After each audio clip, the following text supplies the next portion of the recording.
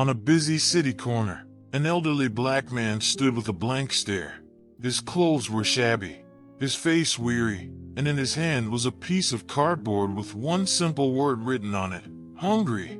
Passers-by saw him not as a human being, but as a disturbing shadow.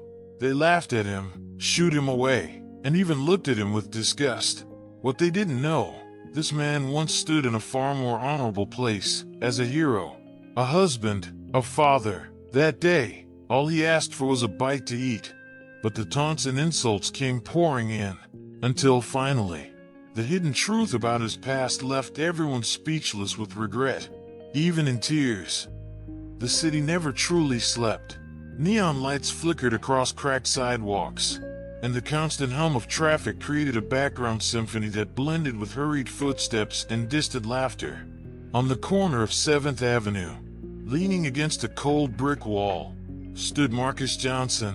His clothes were worn, frayed at the edges, and his shoes barely held together. He carried nothing but a torn backpack and a small piece of cardboard with one word scrawled in black marker: hungry. People passed him every day, some pretending not to see him, others throwing quick, judgmental glances. To them, Marcus was invisible, just another homeless man lost in the endless crowd. Marcus was not always this way. Beneath the layers of dust and exhaustion, his eyes still carried a sharpness, the remnants of a man who once knew discipline, order, and respect. He had served his country as an Air Force mechanic, responsible for the safety of machines that touched the sky. Years ago, his steady hands had repaired engines that carried soldiers to battle and brought them home. But now, those same hands trembled slightly from hunger and the bitter chill of the night air. His past was a well-guarded secret, locked behind lips that rarely spoke. The corner where Marcus stayed was across from Miller's Diner, a modest but busy restaurant that had become a favorite among office workers and families. Inside, warmth and chatter filled the air. The smell of fried chicken, mashed potatoes, and freshly brewed coffee drifted outside each time the door swung open. To Marcus, that smell was a daily reminder of how far he had fallen. He often stood there quietly, hoping someone might notice his sign, hoping that maybe, just maybe, someone would offer him a simple meal. Sarah Miller, the diner's young waitress, had seen Marcus before. At 28, she was hard-working but tired. Her days spent balancing trays and smiling at customers who rarely looked her in the eye. She had a kind heart, though life had taught her to be cautious. To her, Marcus was both familiar and foreign. She often caught herself wondering what his story was but never dared to ask. Her manager, David Thompson, had made it clear, "We don't need his kind hanging around. They scare off paying customers." David, the manager, was a man in his 40s with sharp suits and sharper words. He believed in order, rules, and appearances. To him, Marcus was nothing but a nuisance, another symbol of laziness and failure. Whenever Marcus lingered too close to the diner's entrance, David would storm outside, barking at him to move along. Marcus never argued. He simply lowered his head, folded his cardboard sign, and shuffled a few feet away, as if retreating from a battlefield he had already lost. Yet, not everyone treated Marcus with hostility. The neighborhood kids, teenagers who gathered near the diner after school, saw him as an easy target. They mocked his appearance, mimicking his slow walk, or tossing coins at his feet as if feeding an animal. Marcus endured it silently. He never raised his voice, never fought back. His silence, however, spoke volumes. Behind his calm demeanor lay years of loss and sorrow that no one around him could imagine. At night, when the streets grew quieter, Marcus would retreat to a hidden corner behind an abandoned building. There, beneath layers of cardboard and an old military jacket he had managed to keep, he found a sliver of rest. In those moments, he thought of Evelyn, his late wife, whose gentle laughter still echoed in his memory. She had been his anchor, the one who believed in him when the world seemed against him. Her passing had shattered what little stability remained in his life, leaving him adrift. The city may have seen Marcus as nothing, but his past told a different story. He had once built a life filled with dignity, service, and love. Now, reduced to a man with a cardboard sign, he stood on the edge of despair, waiting for a kindness that rarely came. Little did anyone know, the events about to unfold at Miller's Diner would not only expose the truth about Marcus but also force everyone, Sarah, David, and even the mocking teenagers, to confront their own humanity. The day began like any other. The city stirred to life as the sun rose, casting long golden streaks across the busy streets. Marcus stood at his usual spot near Miller's Diner, his cardboard sign resting gently in his hands. The morning rush had begun, and people hurried past him without pause, their eyes fixed on their phones or the ground beneath their feet. For Marcus, hope was fragile, but today his hunger gnawed stronger than usual. His stomach growled, and he whispered a quiet prayer, just one meal today. Lord, that's all I ask. Inside the diner, Sarah balanced steaming plates of pancakes and bacon, her movements swift but graceful. She noticed Marcus through the window. Something about the way he clutched that sign, quietly, without forcing anyone to look, struck her differently that morning. Her heart ached, but David's voice echoed in her mind, ignore him. Don't give him anything for free. We're not a charity. Still, she couldn't shake the uneasy feeling that today something was about to change. By noon, the diner was bustling, laughter, clinking silverware, and the aroma of fried chicken filled the air. Marcus, drawn by the sound and smell, gathered the courage to step closer to the door. He hesitated for a moment, then gently pushed it open. The warm air hit his face, carrying the scent of coffee and fresh bread. Conversations quieted for a brief second as customers turned to glance at the ragged figure standing at the entrance. David was the first to react. He stormed forward, his jaw tagged with irritation. Sir, you can't be in here, he snapped, his voice cutting through the chatter. This is a business, not a shelter. Out! His words were sharp, meant not just for Marcus but for the watching crowd as well.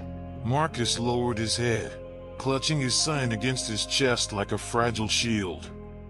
Before Marcus could retreat, his quiet voice slipped out. I'm not asking for money, he said softly. Just a meal, one plate, please. His words hung in the air, heavy and vulnerable. The room grew tense. Some customers shifted uncomfortably. Others smirked. From a corner booth, a group of teenagers chuckled, whispering cruel jokes. One boy called out loudly, Hey man, maybe you should wash first before asking for food. The diner erupted in scattered laughter.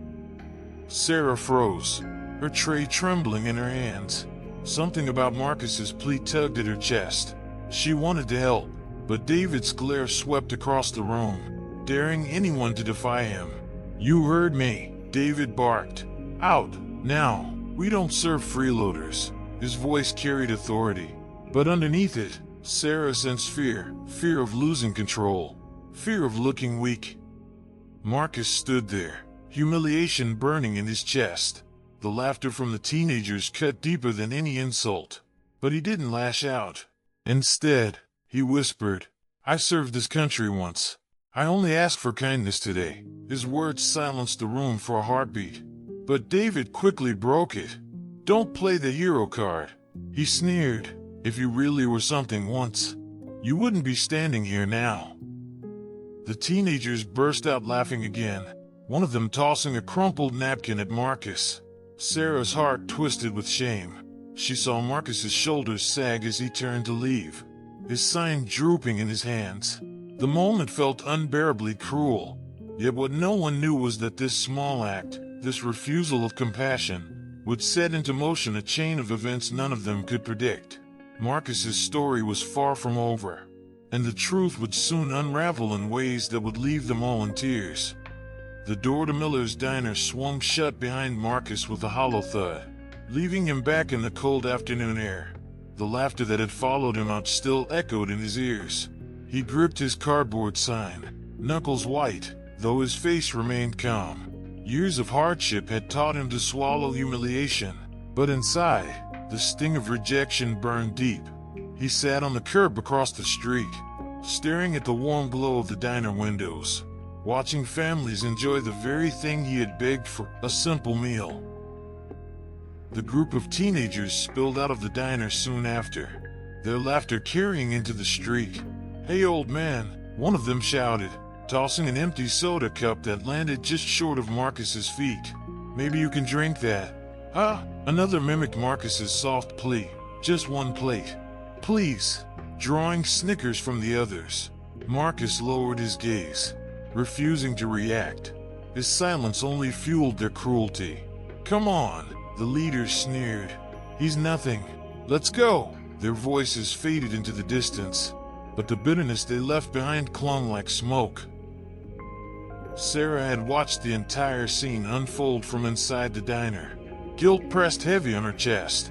She had wanted to intervene, to say something, anything, but fear of David's wrath had kept her frozen. Now, as she wiped tables and refilled coffee cups, she couldn't shake the image of Marcus's tired eyes.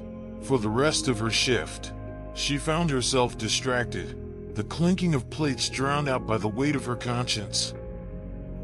Later that evening, Sarah stepped outside during her break. The sun had dipped below the skyline, painting the city in shades of crimson and gold. Across the street, Marcus still sat quietly, his sign resting against his knees. His posture was weary, but his eyes remained steady, fixed on nothing in particular. Sarah hesitated, glancing back toward the diner where David's figure loomed near the counter. With a deep breath, she walked across the street. "Hi," she said softly, her voice carrying uncertainty. Marcus looked up, surprised but not hostile. "Hello," he replied, his tone calm, almost gentle. Sarah shifted nervously. I'm sorry about earlier. The way they treated you, it wasn't right."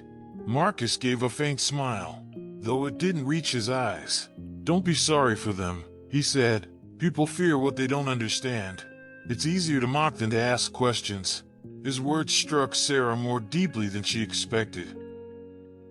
She wanted to ask about his past, about the hint he had dropped inside the diner. "I served this country once." But before she could, David burst out of the restaurant. "Sarah," he barked, "break's over, and don't waste time with him. He's trouble." Marcus simply bowed his head, while Sarah clenched her fists. She returned inside reluctantly, leaving Marcus once more in solitude. That night, Marcus retreated to his makeshift shelter behind the abandoned building. The wind howled, carrying with it the faint sounds of the city. He pulled his tattered military jacket tighter around him, its patches faded but still visible. As he lay on the cold ground, memories flooded back, nights on the base, the roar of engines, the pride of service. He thought of Evelyn's voice telling him, "You'll always be more than what the world sees." Her memory was both a comfort and a curse, a reminder of what he had lost. Unbeknownst to Marcus, Sarah couldn't sleep that night. She lay awake, replaying his words in her head. Something about him was different, something that didn't fit the image of a homeless man society had painted. The questions gnawed at her. Who was Marcus Johnson before the streets claimed him? And why was he left here? Forgotten? She didn't know it yet, but her search for answers would soon uncover a truth that would shake the diner and the community more than anyone imagined. The next afternoon, the diner buzzed with its usual lunchtime crowd.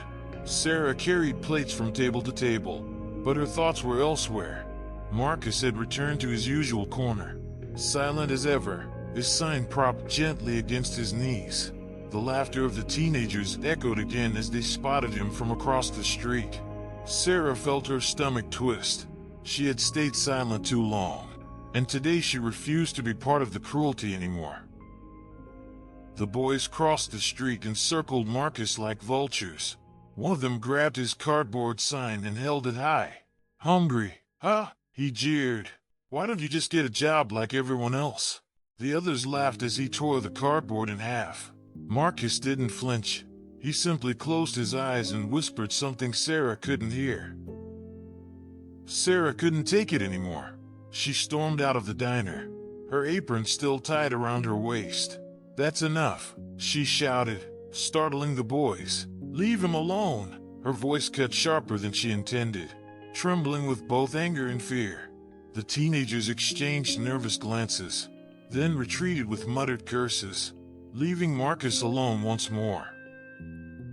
David appeared at the doorway, his arms crossed tightly. "What are you doing, Sarah?" he demanded. "Defending a beggar? He's nothing but trouble." Sarah turned on him, her voice shaking but firm. "He's not nothing. You don't even know who he is." David scoffed, gesturing toward Marcus. "Then tell us, who is he?" "Just another bum who wasted his life." The silence that followed was broken by a voice no one expected.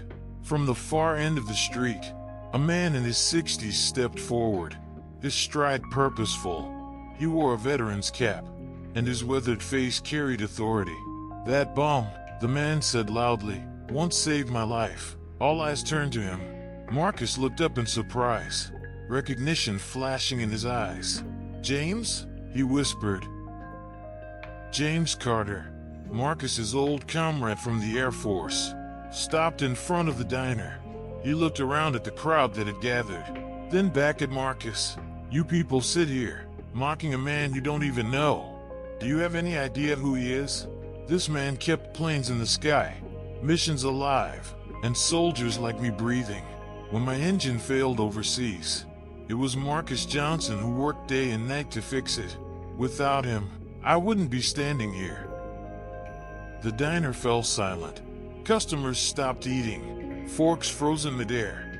Even the teenagers lingered at the corner, their bravado suddenly gone. Sarah felt her throat tighten, tears brimming at the edges of her eyes. Marcus looked down, ashamed, as if the praise only deepened his humiliation. "I didn't do anything special," he murmured, but James shook his head firmly. "You did more than enough. You served this country with honor, and now this country has turned its back on you." David shifted uncomfortably, his earlier arrogance faltering. That doesn't change the fact that but his words faltered under the weight of the stares around him. For once, no one was laughing. A woman at one of the tables whispered, "My brother was Air Force too." Another man muttered, "How could we treat him like that?" The atmosphere had shifted completely, the cruelty of moments before replaced by shame and regret. Sarah knelt down beside Marcus, her voice gentle but firm. "You don't deserve this. You've given so much, and we've given you nothing but pain." Marcus's eyes glistened, but he said nothing. James placed a hand on his shoulder. "You're not alone anymore, brother," he said softly. The simple words carried more weight than all the laughter and insults combined.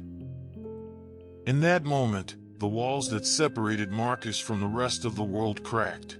For the first time in years, people saw him not as a nameless homeless man, but as a human being with a story worth knowing. And though his belly remained empty, his heart carried something far greater that day, the beginning of recognition, and the slow, painful return of dignity. The revelation lingered in the air long after James's words faded. The diner, once filled with laughter and noise, now sat in uneasy silence. Marcus remained seated on the curb, his posture humble, while James stood firmly at his side. Sarah glanced between them, her heart swelling with both sorrow and admiration. The people who had mocked Marcus shifted in their seats, suddenly aware of the shame pressing down on their shoulders. A woman in a business suit quietly left her table and approached Marcus. She knelt down, placing a hand over his. "I'm sorry," she whispered. "No one deserves to be treated the way we treated you." Her voice cracked, and Marcus, startled by the sincerity in her eyes, gave a small nod. For years he had grown accustomed to being invisible, and now every pair of eyes on him carried weight he had not felt in a long time. Sarah rose to her feet, determination burning in her chest. She marched back into the diner, ignoring David's disapproving glare, and returned moments later with a steaming plate of food, fried chicken, mashed potatoes, and a warm biscuit. She set it gently in front of Marcus, her voice soft but steady. "No more waiting. Eat." For the first time in what felt like forever, Marcus allowed himself a smile, faint but real. He whispered, "Thank you," and the simple words carried more gratitude than an entire speech. David tried to protest. "This is against policy," he began, but his words faltered when he realized no one stood with him. The customers, the staff, even the teenagers watching from the corner, all of them glared back at him with quiet condemnation. For once, David was outnumbered. He muttered something under his breath and retreated inside, his authority crumbling under the weight of collective shame. Marcus picked up the fork with trembling hands. Each bite was slow, almost reverent, as if he were savoring not just the food but the dignity it represented. The crowd watched silently, some with tears in their eyes. James stood beside him, arms crossed, a quiet guardian ensuring no further humiliation would reach his old friend. Sarah sat nearby, her heart lighter than it had been in years. She knew this moment was only the beginning, but it was a beginning Marcus desperately needed. The teenagers returned timidly, their bravado gone. One of them, the same boy who had mocked Marcus earlier, shuffled forward awkwardly. "I'm sorry, sir," he muttered. His friends nodded, though their faces burned with guilt. Marcus studied them carefully, then gave a slow nod. "Respect will take you further than cruelty ever will," he said gently. The boys lowered their heads, humbled in a way no lecture could have achieved. As Marcus ate, people began speaking quietly among themselves.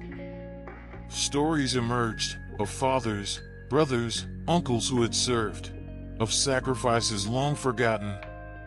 A middle-aged man approached James, shaking his hand firmly. "Thank you for reminding us," he said. "We forget too easily what some men have given." James simply nodded, his gaze fixed on Marcus. The mood outside the diner had shifted entirely. What had started as mockery had transformed into a moment of reckoning. Marcus, who had once seemed invisible, now sat at the center of a gathering bound by newfound respect. For him, it was overwhelming. The kindness felt foreign, almost fragile, but it was real. And for the first time in years, he allowed himself to believe he was not completely forgotten. When the plate was finally empty, Marcus leaned back, his eyes glistening. "It's just a meal," he said quietly, more to himself than anyone else. But Sarah shook her head. "No," she replied. "It's more than that. It's a reminder, to all of us, that humanity means seeing each other as people, not problems." Her words hung in the air, and the crowd murmured in agreement. As evening settled in, the group slowly dispersed, leaving Marcus with Sarah and James. The streetlights flickered to life, casting long shadows across the pavement. Marcus looked up at the two of them, his voice rough but sincere. "For years I've been invisible. Today, you reminded me I still exist." Sarah reached out, squeezing his hand, while James simply placed a steady hand on his shoulder. It was not a perfect ending, but it was the first step toward healing, a step Marcus thought he might never take again. The following morning, the city awoke to its usual rhythm, cars honking, buses screeching, and hurried footsteps rushing toward daily obligations. But for Marcus, something had shifted. He still sat on his familiar corner across from Miller's diner. But now he was no longer invisible. People who once ignored him paused to nod or offer a smile. A few even stopped to hand him coffee or spare change. The echoes of yesterday's revelation lingered, changing not only how others saw him, but how Marcus saw himself. Inside the diner, Sarah worked her usual shift, but today she carried herself differently. Each time she passed the window and spotted Marcus, her chest warmed with quiet pride. She had taken a risk standing up to David in the mocking crowd, and though it hadn't erased Marcus's suffering, it had sparked something undeniable. She now knew the weight of a single act of compassion, and how easily silence could wound. David, meanwhile, remained tense. The incident had stripped him of authority, and the shame of his words hung over him, though he refused to admit it aloud.